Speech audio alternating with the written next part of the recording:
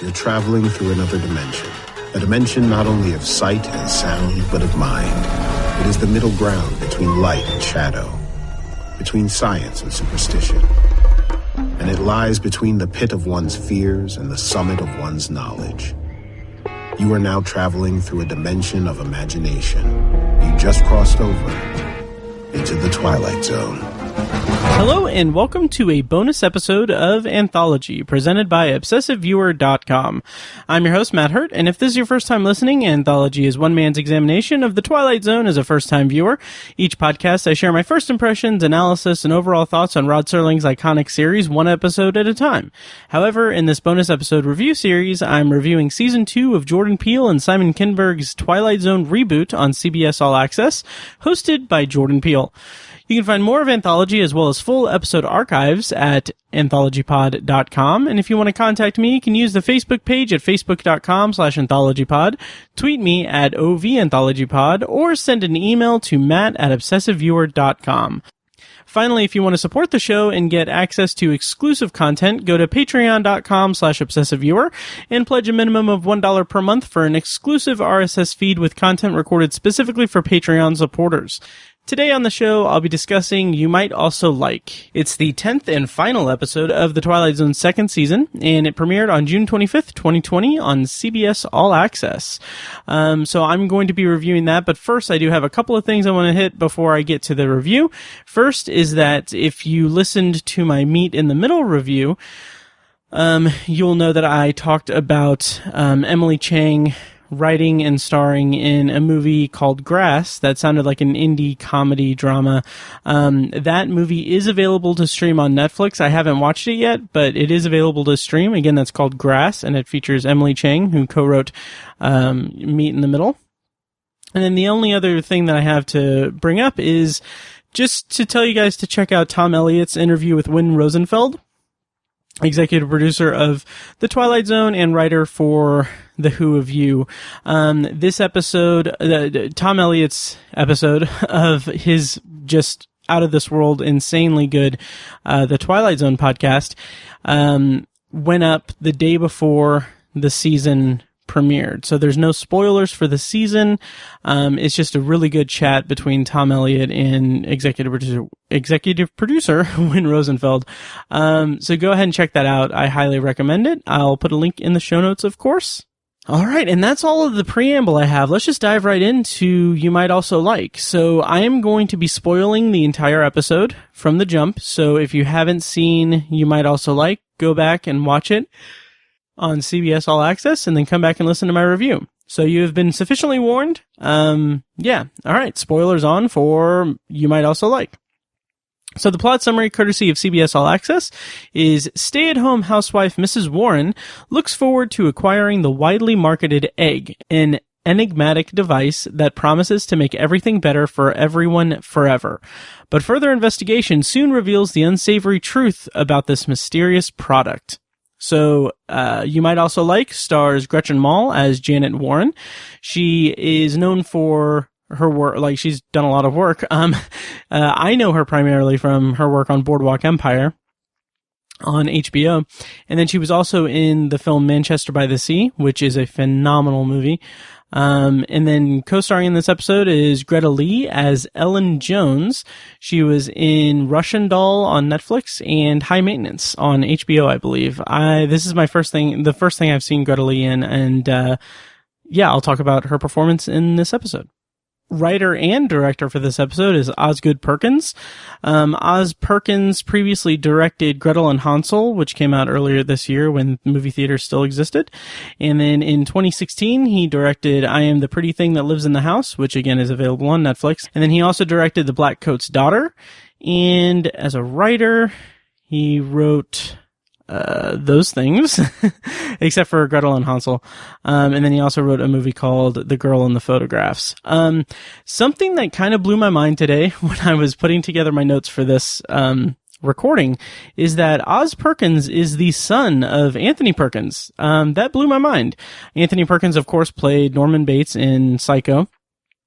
And it's funny because in my review for Meet in the Middle, I reference Psycho, and I reference Anthony Perkins in particular. But anyway, Yeah, Oz Perkins is the son of Anthony Perkins, and he also played young Norman Bates in 1983's Psycho 2. So I thought that was pretty interesting. And he previously teased this episode of The Twilight Zone. He had talked about it in an interview somewhere. I'll dig it up and put it in the show notes. But he had talked about how this is an out of this world episode, and how he couldn't believe that he was allowed to do the things that he did in this episode. So I went in with that knowledge, and it still kind of exceeded my expectations of weirdness. So I'll get to that in a bit. So my initial thoughts on You Might Also Like.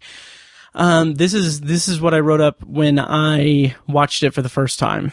So, oh man, what a trippy and crazy episode. The Canamitz return, and I'm so happy that I saw To Serve Man in the 60th anniversary theater screening, because otherwise I would have felt a little bit out of my element in terms of I would have felt disconnected from it, having not seen To Serve Man. So I just think that this episode just has a ton of balls, confidence. I don't know if it's okay, so for context, I'm recording this on June 24th. The season is about to launch here in about 6 hours. And today, news broke, like CBS sent out press material for this episode saying, celebrating it as the return of the Canamitz. And a lot of news outlets have referred to it as the sequel to Serve Man, which I don't think is the case. It's a little bit messier than that, but I kind of see it as a spiritual successor, or I don't want to say remake, because it's obviously not a remake, but I think that it's a different take on this monster and how they interact with humans. And I could not wait to pick this apart and review it and everything. I thought the imagery was incredibly striking, and overall I thought this was an amazing episode. And yeah, so those were my initial thoughts. I've since seen this episode several times and listened to the audio of it and everything. So let me go into my review of You Might Also Like. So this episode is set up uniquely. There are interstitials that include TV commercials, essentially, and then each section of the episode is a chapter, or it's segmented into parts. So I'm going to kind of go part by part and share my thoughts on this episode. So first off, this prologue is our first introduction to the episode. It's a TV commercial of a little girl walking in a forest with a baby doll that she's carrying. And first of all, this introduction to the episode and the way it's segmented in certain ways reminded me a lot of the interstitials in 6 Degrees of Freedom from last year, which was one of my favorite episodes of last season. So, already off to a pretty good start. So the initial commercial is a little girl walking in the forest, and the voiceover is teasing the egg. It's this mysterious product that is supposed to be, help the world and help you, and it's the only thing you'll ever need. And then it switches to a VR headset commercial, and they're VR sex goggles, and it has this really ridiculous voiceover narration where it's your husband saw a baby come out of that, and now he needs something to distract him, or something like that. And what's interesting is that my kind of take on this whole episode is that these commercials are implanted by the Canamitz, and I hope I'm pronouncing that right, by the way, and using the correct wording. But anyway, they're produced by the Canamitz, and it's for brainwashing purposes. So everyone's commercial is different. Maybe she's the only one that gets the commercials in her head because she's the only dissenting human being in the episode and everything who's questioning the reality. So the VR sex goggles are an extension of her. I feel like it's likely a commentary on, not a commentary, but it's indicative of her feeling of self-worth after the stillborn incident a couple of years ago.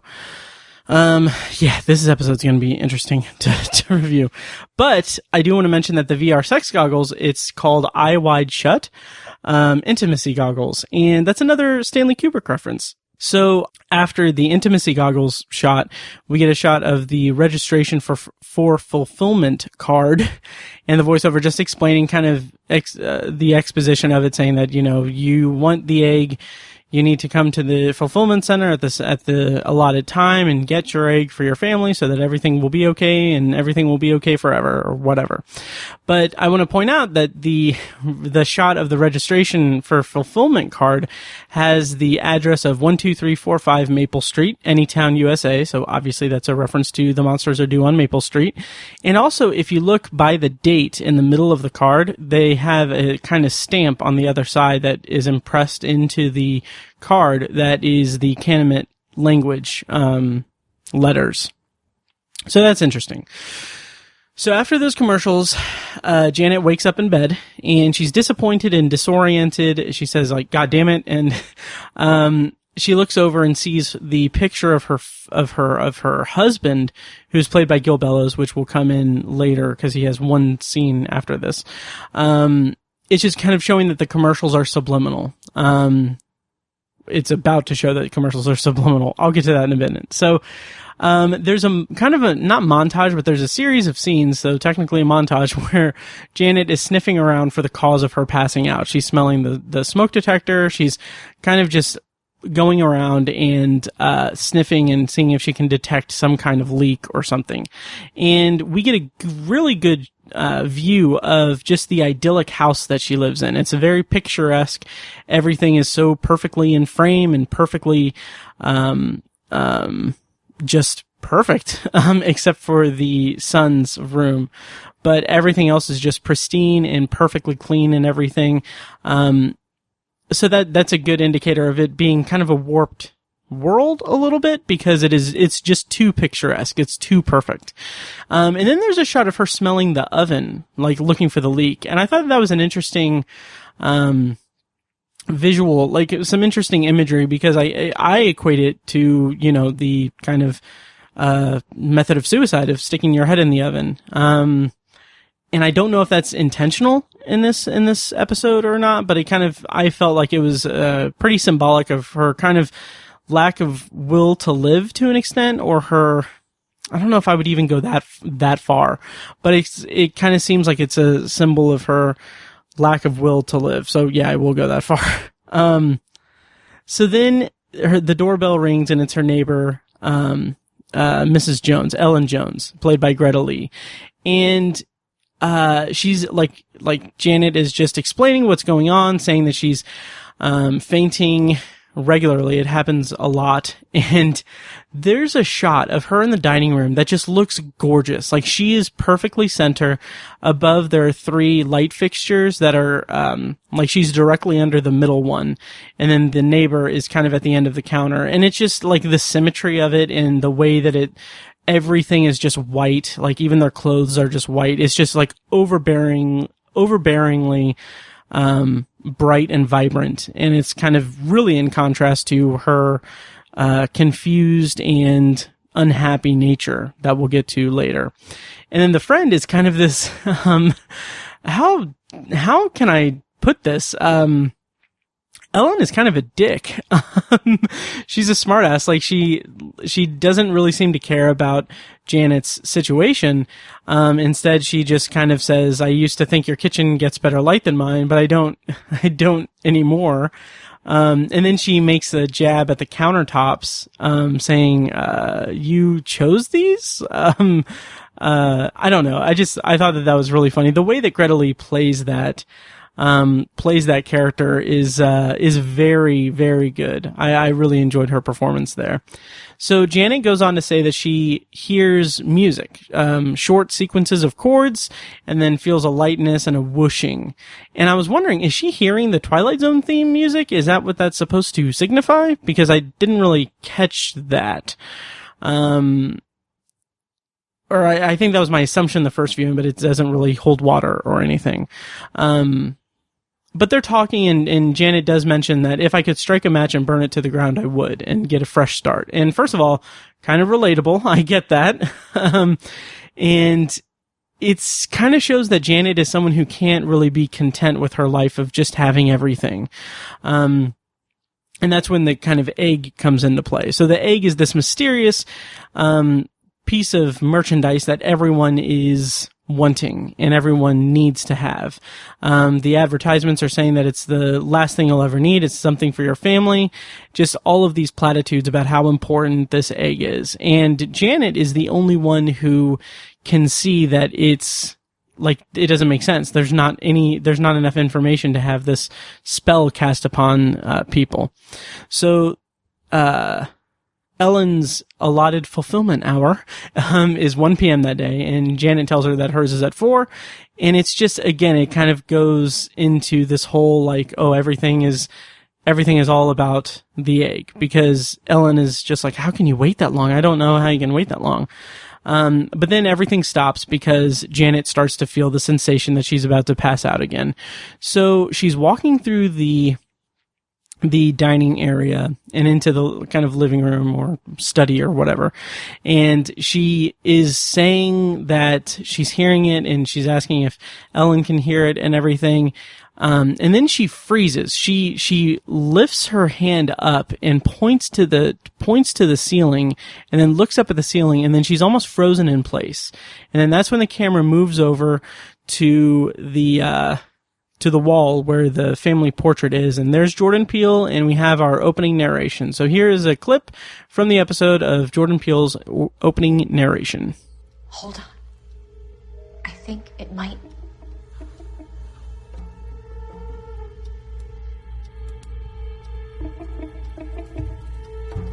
Submitted for your approval, Mrs. Janet Warren. A woman who would seem to have everything. Everything. But possessions have weight.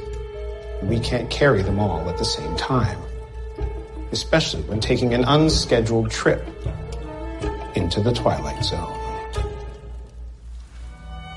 So about this opening narration, first of all, I love that he says submitted for your approval. That is fantastic. And I love it. I love the energy that Jordan Peele is bringing to these opening narrations this season. I really do. Like when he says everything and he says everything, it's just, it has this air of, I don't know if I'd say power behind it, but it has this just kind of smirk in the words, I would say. And then at the end of it, it's something weird that I didn't quite understand, but Peele lifts up his hand the same way that Janet was doing to the ceiling before the narration. And then there's a pause, a music hit, and then he moves his hand. Or I don't even think he really moves his hand. It just slowly moves it and the lights go down. And then we get the opening credits and everything. So, it's a little weird. It doesn't really have any payoff. I don't understand what that necessarily is. But it's not really needed to have any kind of explanation or anything. It's just something cool that happened in the episode.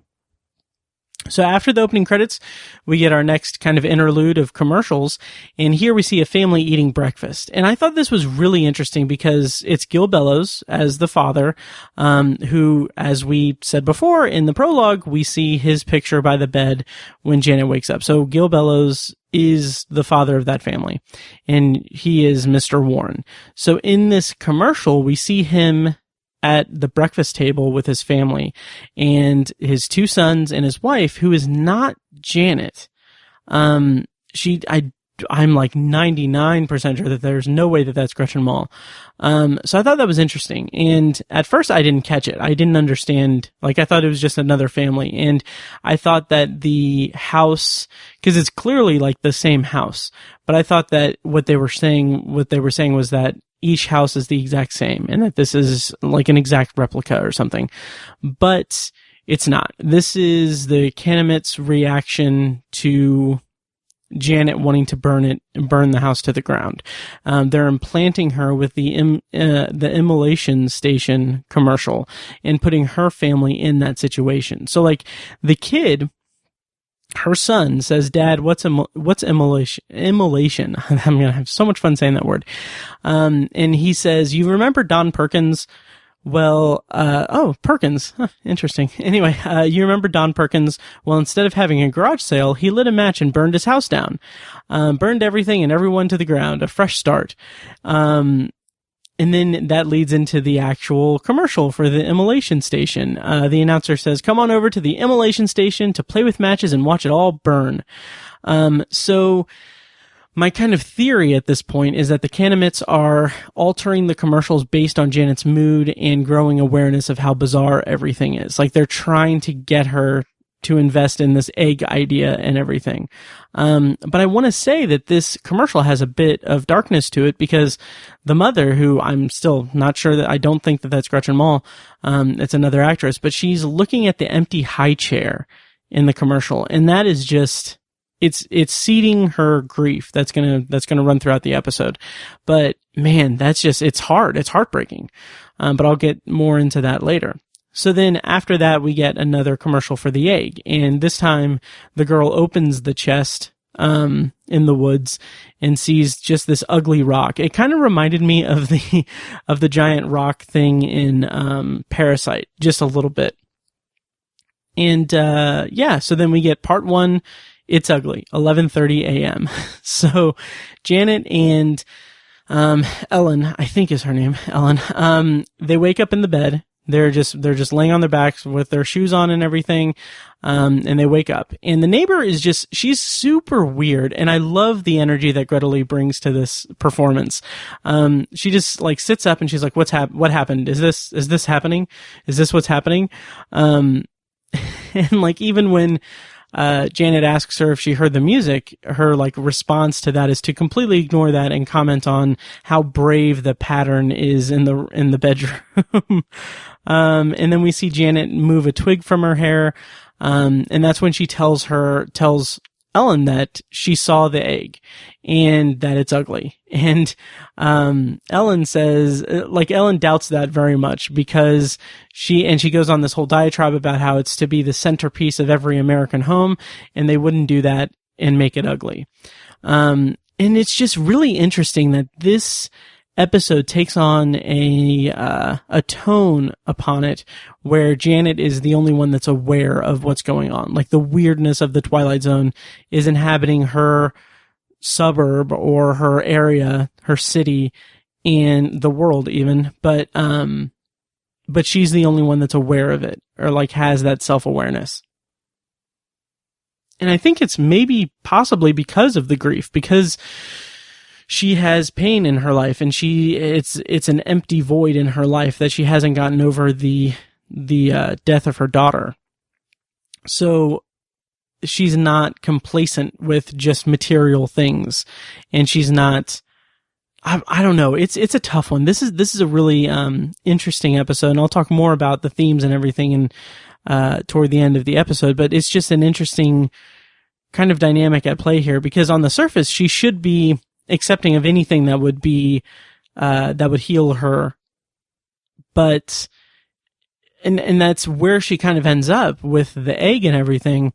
But it's the journey she goes through to kind of come to that realization. And it's kind of hard to reconcile that realization, her choice at the end, with, the depiction of grief that she goes through and everything. So I don't know. I'll talk more about that later. But, she tries to get the neighbor kind of invested in it. She kind of alludes that it's their problem, that they're having the same problems. And she's slowly getting frantic and everything. Like, she's like she grabs Ellen and tries to pull her toward her and everything. And it's really just fascinating because, Greta Lee, she's great. While she's being pulled by, Janet on the bed, she says, like, with a laugh, she says, "Are you touching me?" And it's just so bizarre, so out of left field, so weird. Like, the tone is so, inconsistent with the scene, like intentionally so, that it's just so bizarre, and it really helps to paint the picture that this world is so freaking weird and that we're in for a very weird episode. And then it doubles down on that when she says, "Ow, you're hurting me," but with like this grin on her face. It's just really, really interesting. Like, I love how weird this reality is. And so as Ellen is trying to get away, she says very quickly, "I just want to be at my fulfillment center at my fulfillment hour to collect my family's egg like a normal person." And then she runs out and yells, "We don't have the same problems." And that's when Janet kind of notices dirt on her shoe. And that's when we get the next part of the story. Part 2, Real Human Being, 12:15 p.m. So the title of this part of the episode, this is inconsequential and everything, but it makes me think of the song from the movie Drive, by College and Electric Youth, called A Real Hero. Part of the lyrics are a real human being. Anyway, that's neither here nor there. So, the first thing we see is Janet at the medicine cabinet, and inside the medicine cabinet is just filled with bottles of medicine. And my initial thought was like, okay, so everyone is in kind of a heavily medicated utopia. And the bottles, though, are labeled just for the conditions. So it's blood pressure. I paused the episode and looked at each bottle. So the bottles include one for blood pressure, moderate pain, cholesterol, libido, thyroid, hunger, infection, happiness, ulcers, alertness, and facial cleansers. And it kind of shows how kind of streamlined this like utopic vision is, this utopic reality. Like any problem can be fixed with just a pill. And it's just very streamlined that way. So she picks up the happiness bottle as she calls her husband's office and asks if he's available.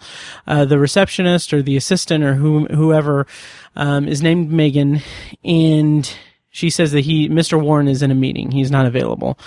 And then, before I get to the conversation, I thought it was interesting that her husband and her 2 children are nowhere in this episode except for that one scene in the commercial that is implanted into her mind. It's not to say that obviously it's not like there's no theories to mine from that or anything, because it's the middle of the day. She's a stay-at-home mom. And there's no mystery surrounding that. But I just think it's interesting that they don't show up at all in the entire episode. And I kind of had this theory that she's in a people are like all over style zoo, that the Canamitz put her in, and that she is, my thinking is that this whole reality that she is in, like this world that she's in, is a fantasy that is put on by the Canamitz so that they can effectively eradicate the human race by giving them these visions of this reality, of this utopic, like, suburban life, and then extrapolating upon that a desire for this mystical, mysterious product that's going to solve every problem that they've ever had. So they're all brainwashed and everything, but the entire point of the episode is that she is the only one who breaks that brainwashing, that thing. That's my read of it. It's a pretty out there theory, because it's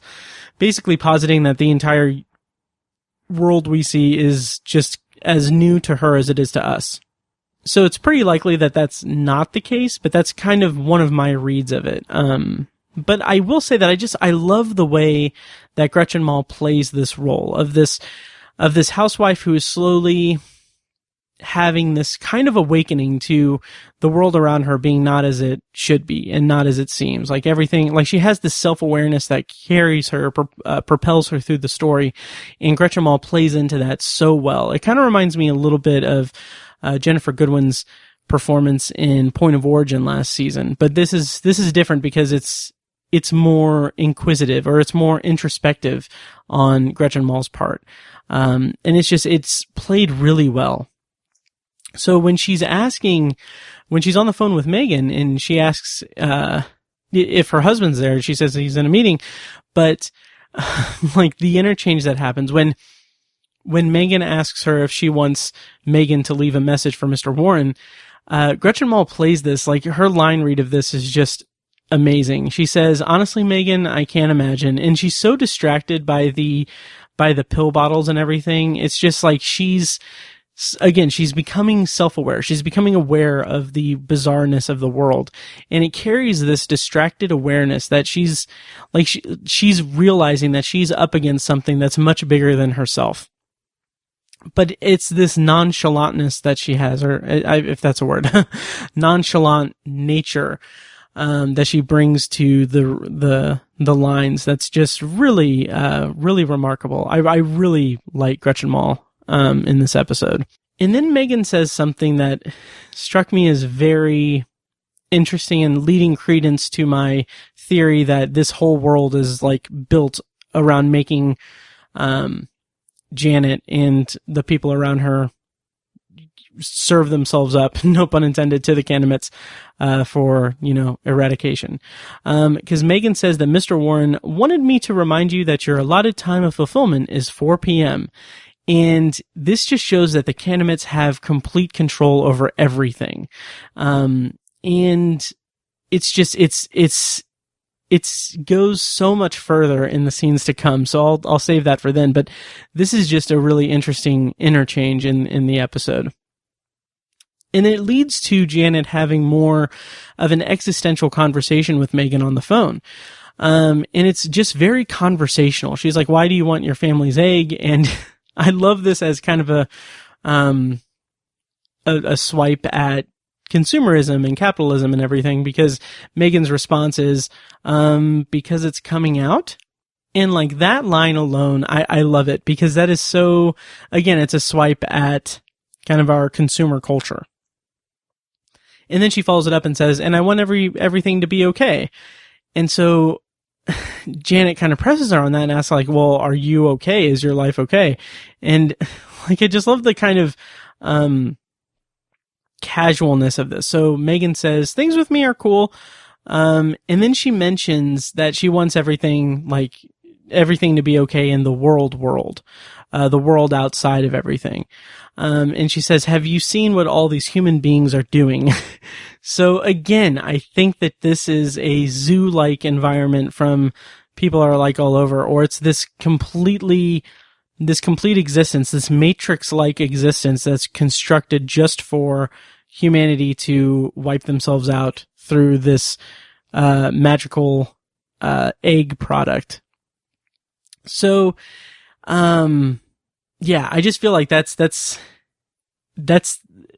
I love the idea that this is a kind of riff on the Matrix to an extent, because Janet is like an anomaly in this world, and the Canamitz have orchestrated this world to destroy the human race, and this one outlier is the one that is not wanting the product that they are brainwashing everyone into wanting and needing. So it's just a very interesting riff on that type of story, I think. And that kind of Matrix theory leads pretty well into the kind of nihilistic ending that we get, but I'll get to that later.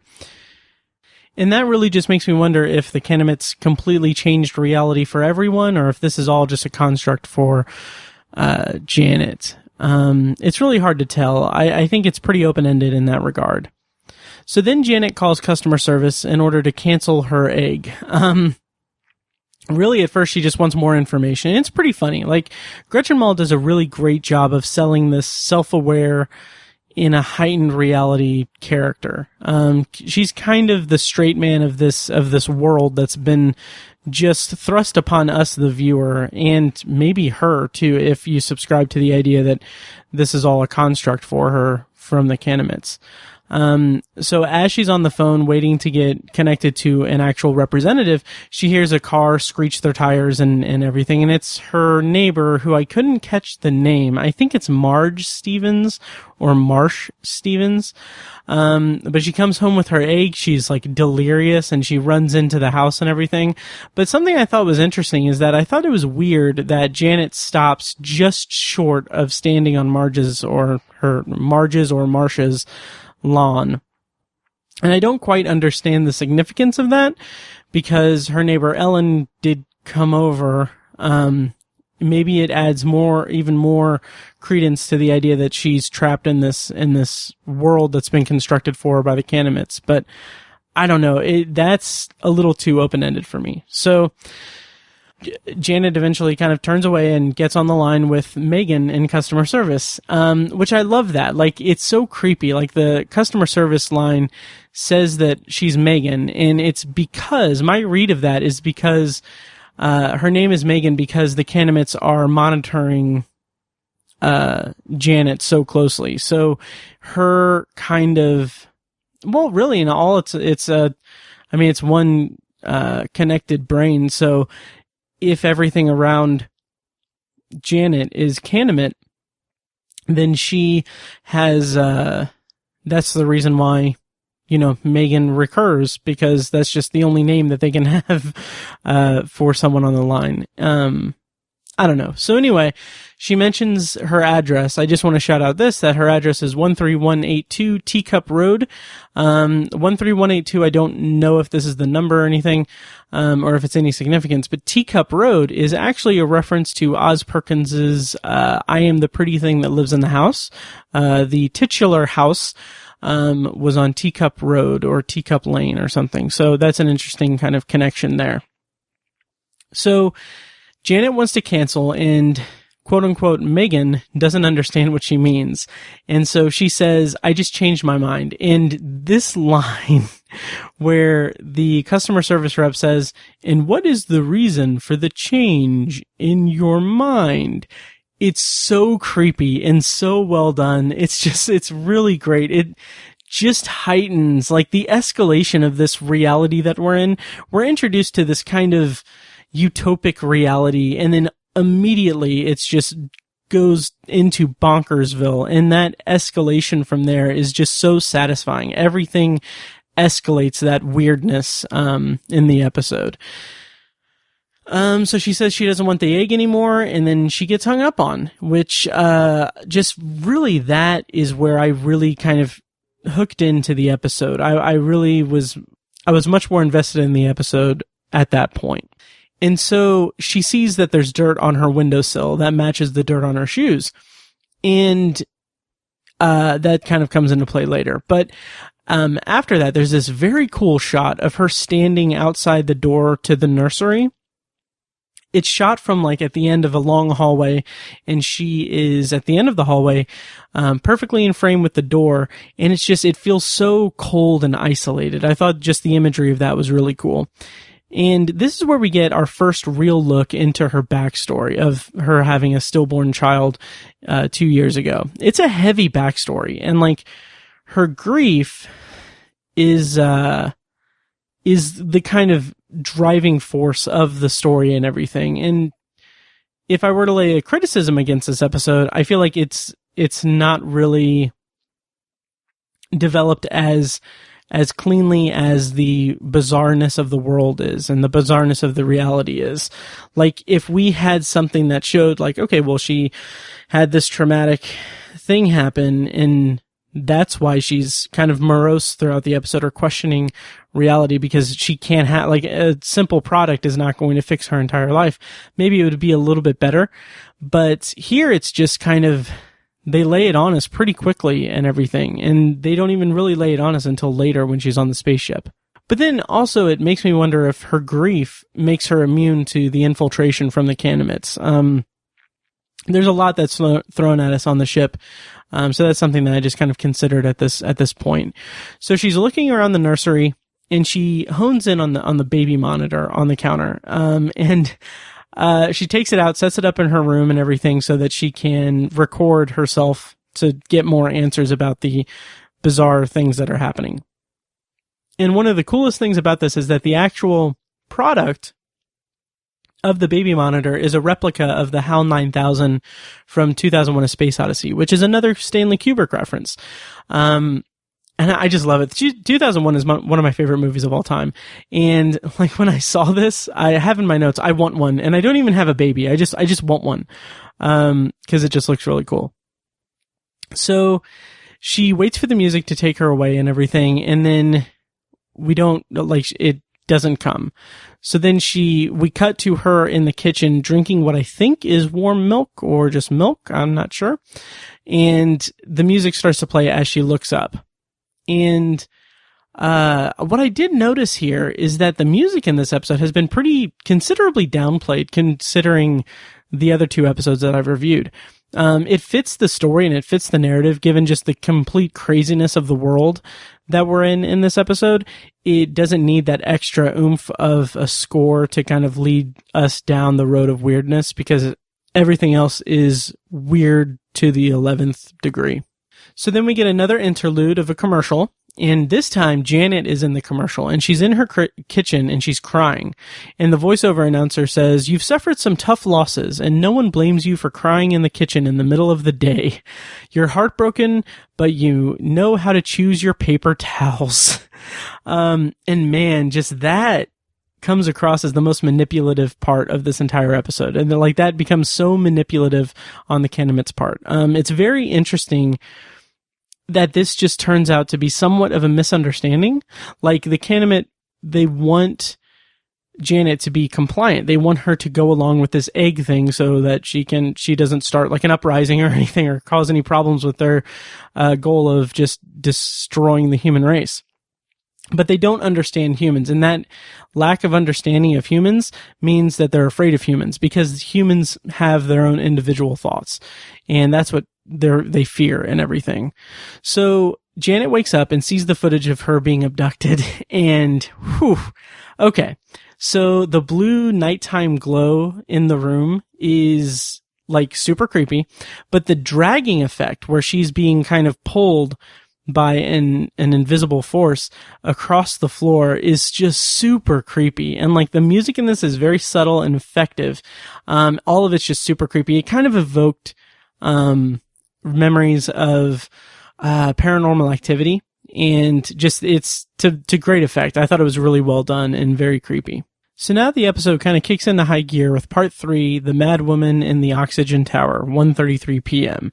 So first of all, I love the title of this section, and I love the reveal of this section. But first we have to get through kind of a slowdown of a scene. So she calls this kind of kooky psychic lady. This I thought was kind of peculiar. Like it's a weird contrast to the neighbor lady earlier in the episode, but it's so out there, and it's just so out of left field. And like she doesn't recur in the episode at all. She doesn't come back. There's nothing to follow up on this. It's just a very weird interaction that Janet goes into with this phone call to her.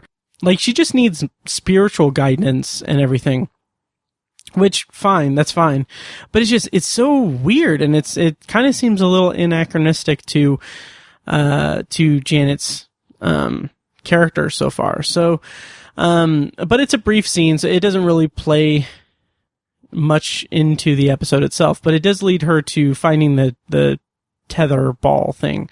And before that, there's this really cool shot of her wandering around the yard, leading her to the shed. And what's cool about it is that it's shot from inside the shed, and as she gets closer, that's when the camera kind of pulls back, and the doorway kind of enters the frame in a unique way. Like we don't know that we're in the shed, but as it pulls back, the doorway enters the frame. I thought it was pretty cool. So the kooky psychic lady or whatever says, "Untether yourself, resist gravity, and fly away." And that's when she finds the tether ball. And really, it's not a bad plan. I love the line where she says, "Let's see you beam me up now, Scotty," or whoever you are.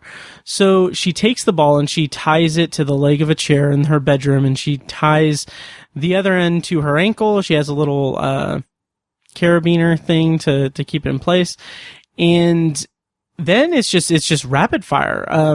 We get a transition to night, and she's abducted. Like she's floating out of the room and out of the window. And what I thought was interesting is that it transitions to night. And it made me wonder, like, are the Canamits moving her in time too? And like, why are they putting her back? Like, I don't understand how that works and everything in the confines of the episode. But regardless of how it works, it's very creepy imagery, and it works pretty well for me. So then we get the outside scene. We see the spaceship and everything. She's in a tree. And then we see the Canamits. There are 3 Canamits talking, and oh man, this was such a fun reveal. Like, I'm so glad that I went to the 60th anniversary screening back in November. I'm so happy for that, because I've seen To Serve Man now, so I had that context. Obviously, I would have caught on and everything because the Canamits are iconic characters from the Twilight Zone, but seeing them here after having seen the episode that they're in back in November was just so fantastic. Just such a cool reveal. I was floored by it. And I also saw it before CBS kind of let the cat out of the bag and started sending the promotional stuff to press, saying that the Candidmates are back. So I was so in the dark with it and very surprised. And so they start talking. They kind of all talk at once, and then they have to stop and talk amongst themselves. And really, since it's just one mind, they're all talking. They're saying the same thing, or it's all of one mind. So they ask, what do we do now? And they mention that the leg is stuck, and they talk about how, they can just take her and leave the leg. And they say no, the leg is the best part for eating. And then they make the joke that's, original recipe or extra crispy. And then they say in unison, original recipe it is. And that's cute. It's cute. It's a little bit, I don't know. It's cute. It's fair. It's fine. I didn't have any real problems with it. It just felt like, okay, these are the aliens that eat people. Let's call attention to that, and let's do that immediately after we introduce them. So then they start talking some more, and I did like a line where they said, let's be careful with our pronouns. And, so they refer to themselves as we.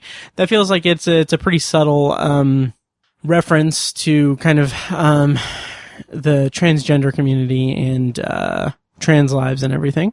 At least intentional or not, that's where my mind went with it. So, trans and gender non-binary. Awesome.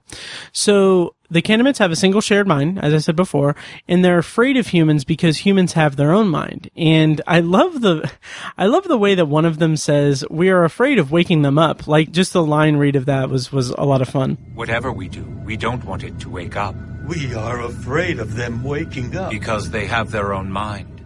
And so here's where I'll talk a little bit about this take on the Candidmate story. So Candidmates, first of all, the idea of Candidmates as recurring villains in some kind of shared Twilight Zone universe is an intriguing concept. I think of, I don't know, Klingons or an alien race like Q, I guess, from Star Trek or whatever.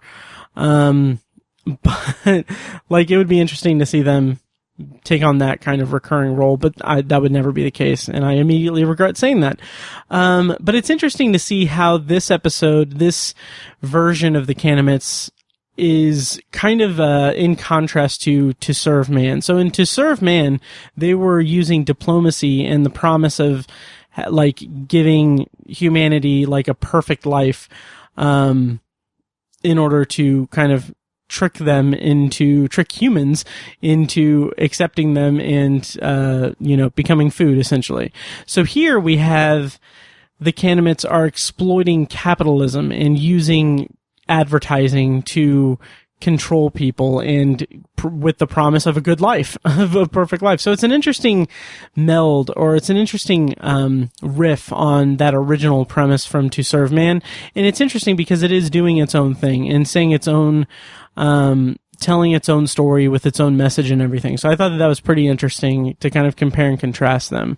So Janet wakes up and she yells at the aliens. And again, Gretchen Mol is just great. She has this kind of energy to her that it makes the tone of the episode feel so much less like this high octane, nervous energy, or the stakes are ridiculously high in the episode, as we find out.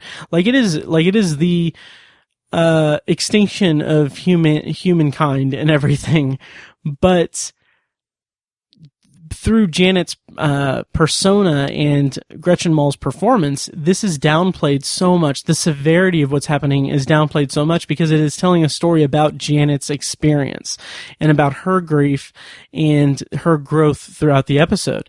And it's also very heightened. Everything is it's almost a comedic episode.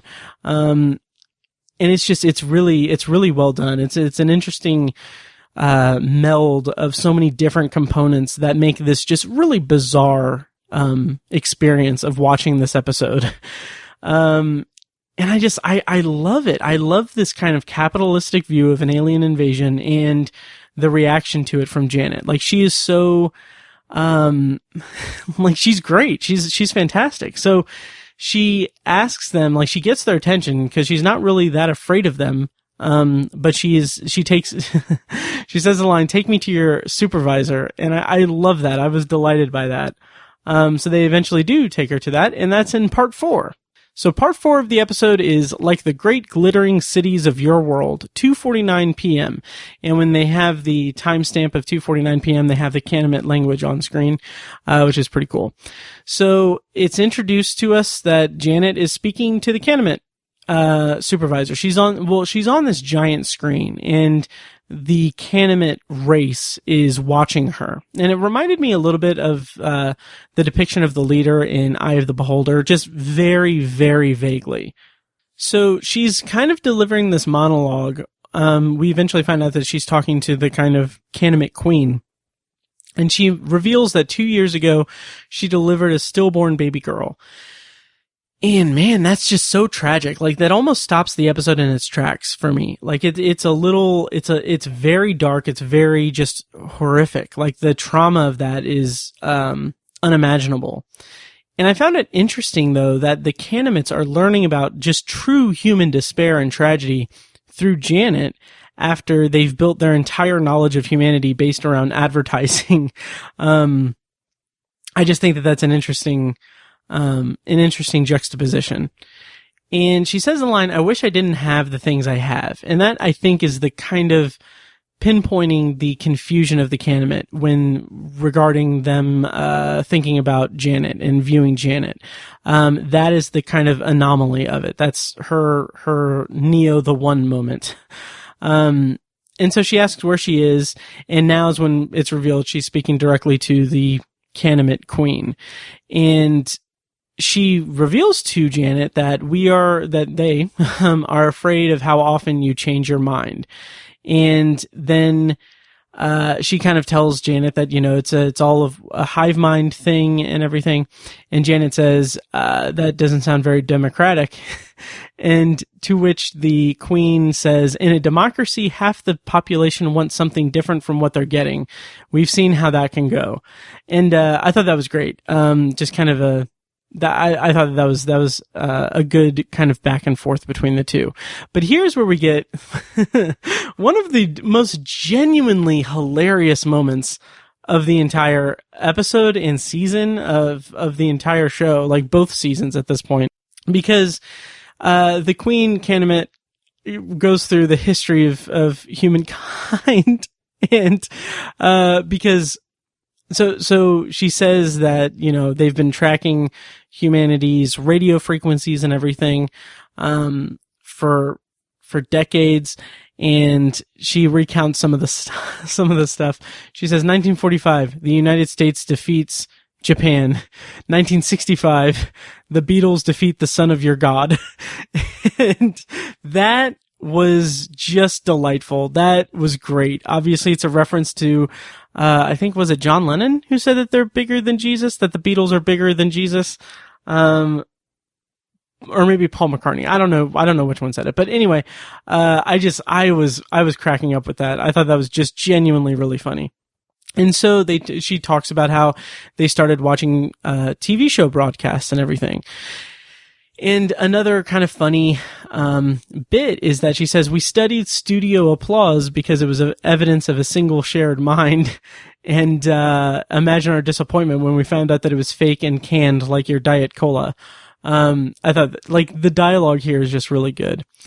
And so Janet says, "You have all this unbelievable technology and all you've been doing is watching TV." And like, to that I say, I can relate. That is me boiled down, in a one sentence line in a TV show. And the Canomit Queen says, "Specifically, we have been watching your television commercials." And I love that Janet's response to this is like, we don't even watch our commercials anymore. And she even says, "We've evolved. We skip past them." And just like, that is just, kind of good satire about the way we consume media and everything. Or I don't know if satire is the right word there, but it's just a great kind of commentary on that and the way that we've evolved as consumers of media. It's also really funny because I have paid for the CBS All-Access subscription with no commercials, so that adds a little bit of funniness to that. Humor to that is the word I was looking for. And so the scene kind of shifts a little bit because the Candidate Queen says it only matters that humans are stopped. And she goes on to say that they believe a human is most vulnerable when it perceives a lack of something. And all you ever did was want something you didn't already have. And so they're basically, she says that they can see her grief. They can see the grief of Janet. She says, like your great glittering cities, we can see your grief from space. And what I love about this is Janet says, my grief doesn't make television commercials. It's something private, and it's not something that can be co-opted to sell her products or control her world. And if I can backtrack just a little bit, the Candidate Queen also said that humans have evolved, but now our commercials are in our minds. Like we're allowing subliminal messages and everything into our minds. So that's an interesting kind of viewpoint to take, I guess, or an interesting commentary to make about the way we consume media. So Janet says, you've been watching our commercials to see what makes us weak. And this is where she starts to figure it out. She figures out what they're doing and to what end. And she says, the egg, you know what it is. And the Queen says, of course I do. Who do you think laid all of them? And this is where the episode goes just so deeper into Crazy Town. And I was all for it. Like, I was very much invested at this moment. And something that kind of confused me a little bit was that the Queen says, the idea wasn't ours, of course. The idea for the egg was yours, Mrs. Warren. So that everything could be okay again, and this time okay forever. And then she kind of reveals that she means everything will be okay because there won't be humans around to change their minds about it. But it's interesting that the idea wasn't ours, of course. The idea for the egg was yours.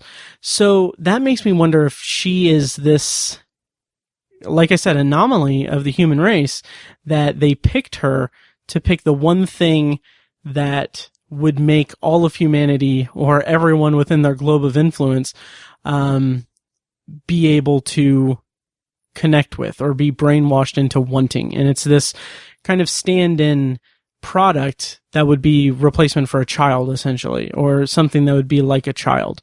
And it kind of plays into, and kind of the whole aesthetic of the housewife and house kind of portions of the episode play into that kind of 50s nostalgia, like the nuclear family, 50s nostalgia, kind of perfect, picturesque family life. And it's an interesting riff on that. And I kind of wish we had more information about how this world is created or what this world entails and why it's so different from our reality and everything. But it doesn't detract from it too much. So then we get a shot of Ellen coming home with her egg, and we watch her wander around, and this is like such an amazing moment in the episode. So we watch her wander around. She's giddy with excitement. Another thing about the egg, the actual packaging of it. So it's basically like a giant rock-like egg that's wrapped. It reminds me of the way it's wrapped. It reminds me of like a Christmas ham or a turkey or something. And I thought that was kind of interesting. I don't know if that's the intention, but it just kind of felt like that.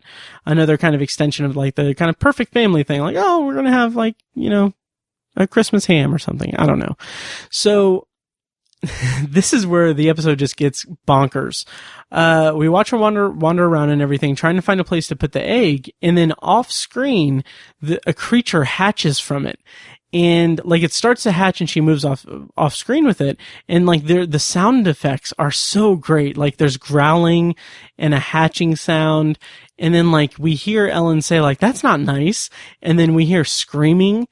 And what I found so amazing and so refreshing and unique in this episode is that there's not just traditional blood splatter or anything. Instead, it's this blood mist that enters the frame, and it sets droplets onto the family portrait of Ellen and her family.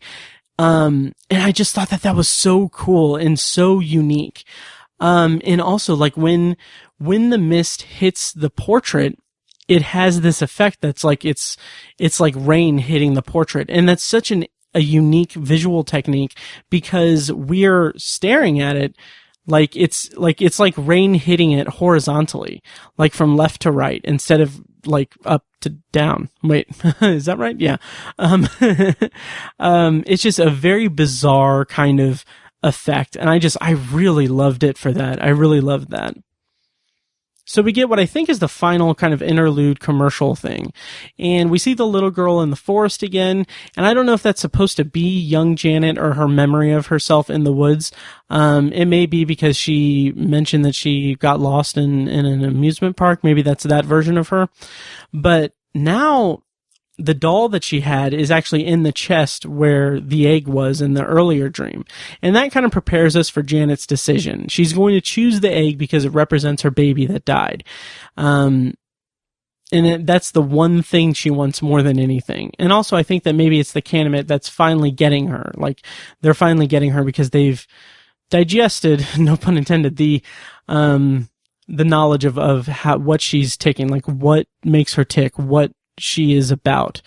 And so we cut back to her in the spaceship alone, and she calls for the Canimate. And I love this because she says, she says, "I wonder if you can tell me what time it is on Earth." And I love that because it's a callback to Serve Man. Like, the opening scene of To Serve Man has, what's his name? I can't remember the main character's character, in a Canimate spaceship, and he says, like, "Hey, what time is it?" And then they're like, their time doesn't exist out here in space. And then he's like, "Well, what time is it on Earth?" I love that. And it fits so well because they've demonstrated that she has her her fulfillment allotment at 4 p.m. So she needs to know when she needs to go. Yeah. So then the Canimate, they explain to her, explain that she won't be able to stop what's happening and that she'll be safe with them. And she says she doesn't care about that because she's made her decision. And I love this because she says, "I just want to be at my designated fulfillment center at my I just want to be at my designated fulfillment center at my allotted fulfillment time like a normal person." It's great because that's a callback to Ellen's line early in the episode when Janet was trying to drag her into this conspiracy thing. And it also just kind of communicates to us that she's given up. Like, this is a dark ending for her. And I don't know what to make of it. The only way for her to escape grief is to accept the reality that humanity is gone. Like, humanity doesn't have a fighting chance. And in a way, it kind of reminds me of Jack's decision back in season 1 in A Traveler. He accepted this new regime and invaders, kind of trading one group of people who subjugated his people's lives and traditions for another. But here, Janet is making the choice to die with humanity in the hope that she will experience the thing that she's been missing from her life and that's left her broken for the last 2 years, if only for a moment. And that's a beautifully tragic sentiment because she just wants to hold this egg as if it were her baby. And that's just so bleak for me. And it's kind of funny because the Canimates, they're like, "Well, you tried to cancel." And then she says, "Well, yeah, but that was before I knew what it was." And then I think that kind of confuses the Canimate because the Canimate says, you understand it's a spawn designed to eradicate the human race." And she understands. And this is the most tragic part of it. She says, "I just want to hold it even for a little while because it's mine." And man, that hits hard a bit. That's just, that's bleak. That's bleak. So then we're back at her house in her bedroom. She's back laying in bed, after being transported back. We hear sounds of chaos outside, and she looks in the empty crib and she says, and again, this is rough. She says, "It would be much, much better if it was you coming home with me today." And like, although the episode itself has a high amount of wackiness and kind of a little bit lighthearted tone to it, this characterization is just so bleak and sad and tragic because from my perspective, she kind of loses a little bit. Like, humanity loses, but she also loses because she's, I don't know, it's just, it's a weird, bleak ending for me. So she arrives at the fulfillment center and looks at her fulfillment card. Two things. One, 1015. I don't remember. I don't think 1015 was in the first two episodes. But having seen the 1015 on the card makes me think like, oh crap, I got to go back and watch the two episodes and look for 1015 anywhere I can if they're still doing that. But more importantly, it's the address on the card is 1015 Fremont Street, Major City, USA. And of course, Fremont Street is a reference to It's a Good Life, the character of Anthony Fremont, an episode that I haven't gotten to yet. But yeah. The date on the card, it's not of any importance, I don't think, but it's March 10th, 2021. Thought that was kind of interesting, I guess. So then the music that's playing here is, a song called Since I Don't Have You by the Skyliners.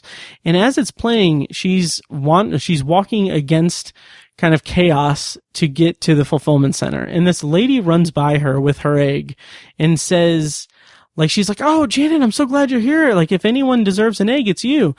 And then she says, 9 out of 10 of us agree that you deserve an egg. And just, I don't know, just her words, like there was such a cool juxtaposition between her delirious energy with like her delirious happy energy and the just destruction and chaos that's surrounding her. Like that's, I don't know. I thought that was just a really, interesting juxtaposition in this kind of last scene of the episode. And so Janet starts running to get her egg, and then we see like the we see the fulfillment center, and the last shot is so cool. It's the parking lot and then just flying saucers overhead. It's just very cool imagery.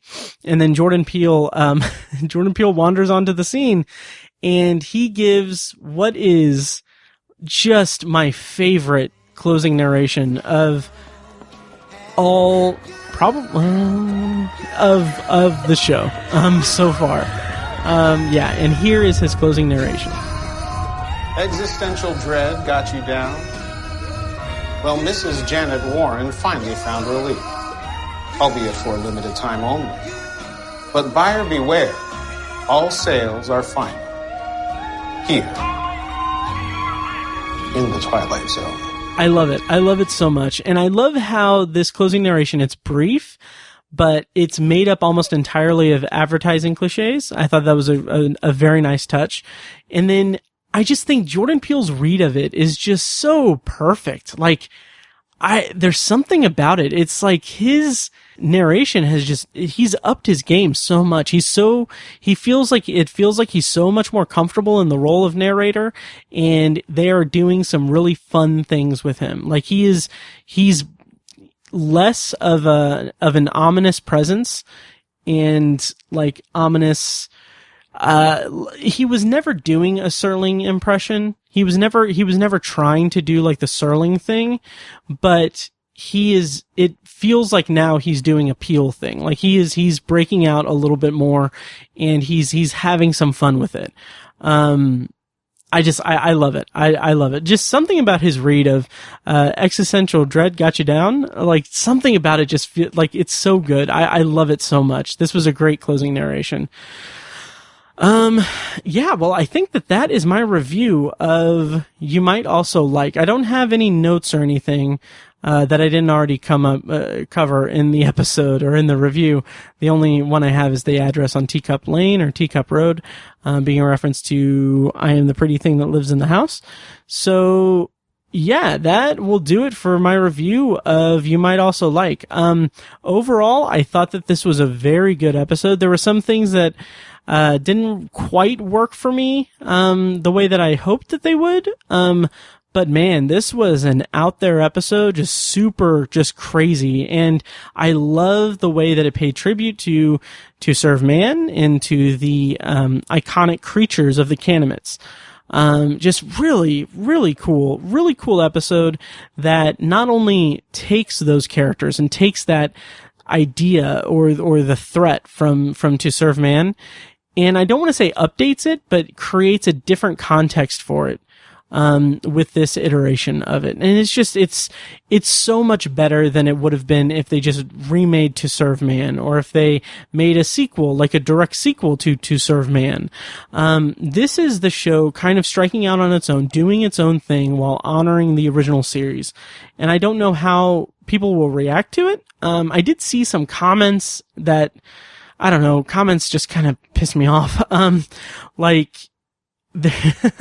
One comment I saw was that today CBS kind of released pictures of the Candidmates and everything, and kind of announced like, oh, there's going to be a sequel to Serve Man in this season of the Twilight Zone, kind of drum up interest and everything. I hope it works. Like, I really hope that this gets a third season. I want this to go on for as long as it possibly can, because I really love doing these reviews and I love watching the show.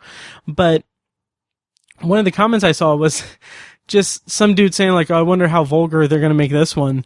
And like, that just kind of made me laugh. Like, I had my complaints about the profanity in the first season, but it didn't come from a place of like, oh, this needs to be clean, or this series can't have profanity because I need to watch it with my kids, because I don't have kids, and I was fine with it. But like, there were moments in season 1 where like, okay, they're just overdoing it with the vulgarity. Like, it's not constructive to the scene, or to the episodes. But what made me laugh was when I saw that comment about how like, oh, I wonder how they're going to make it so, how vulgar they're going to make it.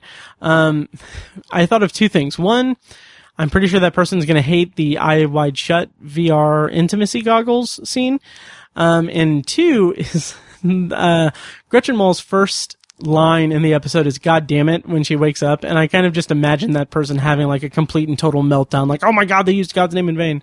But I don't know. Anyway, not to discredit that or not to downplay people's complaints about the vulgarity or the profanity in the episodes, to each their own. It isn't a factor to me. And yeah, I honestly like this, these 3 episodes that I've watched feel like a big improvement. And I'll go ahead and end this episode on that note. So I'm recording this June 24th. The season proper is going to drop here in a few hours. Now I've recorded my reviews of these 3 episodes in a vacuum. Like, obviously I don't know how many I don't know what people are going to think of these episodes. So based on these 3 episodes, in this vacuum that I'm in, I feel comfortable saying that this season of The Twilight Zone, if it continues this course that it's on through these 3 episodes, is on track to just be so much better than the first season. And I was a champion of the first season for the most part. Like, I liked the first season, but this is just a much more comfortable, and confident season of television so far. So I can't wait to watch the rest of it. Like, honestly, the reason why I recorded this tonight is because I am just dying to watch the next episode. And I will now have access to the rest of the episodes when they drop on CBS All-Access. So I was fortunate enough to get these screeners, and I was super happy that CBS All-Access, granted me that opportunity. But now I'm, itching for more. I did not want to be in a situation where I had one more episode to review before I could watch the season that just popped up on my TV.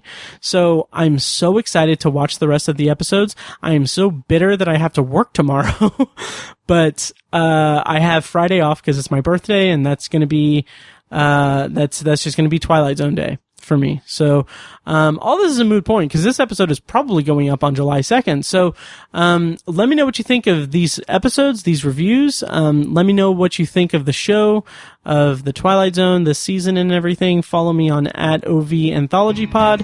And let's have a conversation about the show in this season, because I'm really liking these 3 episodes and I can't wait to see what's next. So, yeah, that'll do it for this episode of Anthology, this bonus episode of Anthology. Thank you guys so much for listening, and I'll see you next time.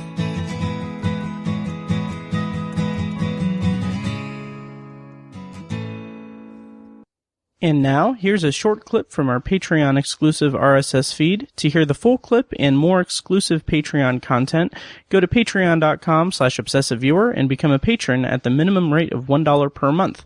Thank you and enjoy. But, 317 episodes. That's totaling 21 days, 1 hour, 54 minutes worth of audio.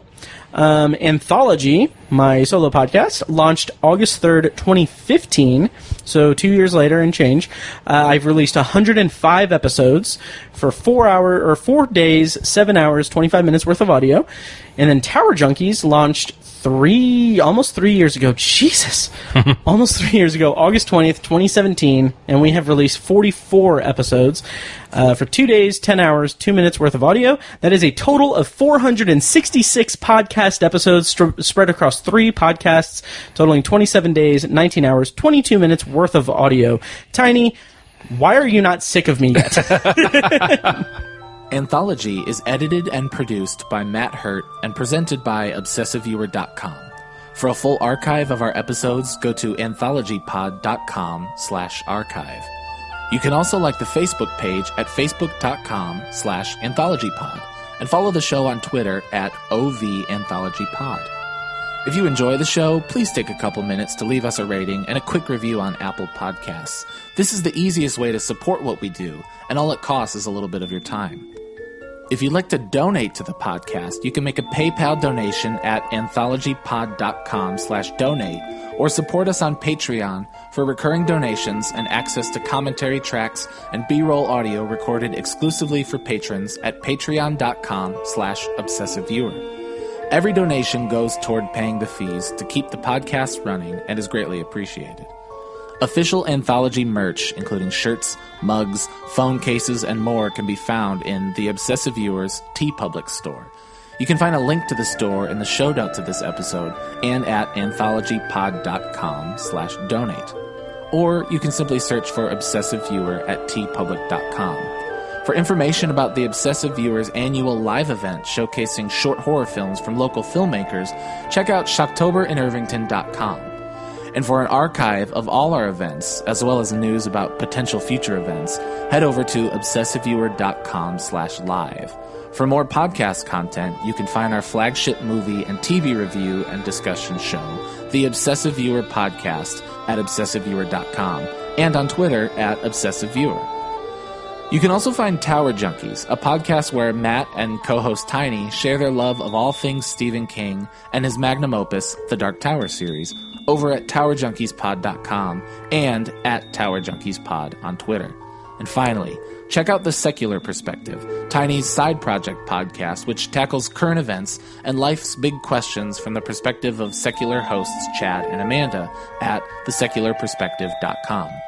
Bumper music for this podcast comes courtesy of As Good As It Gets, which can be found at facebook.com/asgoodasitgetsband.